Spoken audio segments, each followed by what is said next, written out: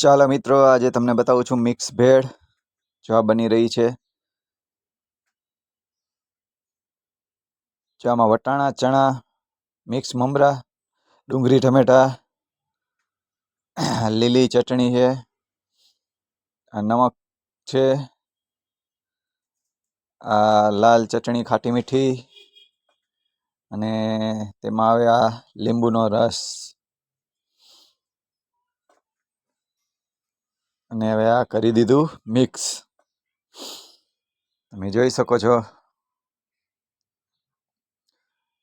ને આપણી ભેળ છે તૈયાર.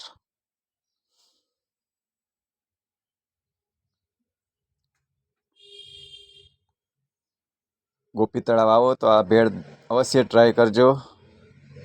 આ માથે સેવ ને આ ચમચ. ને આ ભેળની કિંમત છે ફક્ત ₹30. 30 રૂપિયામાં ફૂલ ડીશ. ગોપી તળાવ આવો તો આ ભાઈની ભેળ અવશ્ય ખાજો. જય માતાજી, જય શ્રી કૃષ્ણ, જય દ્વારકા.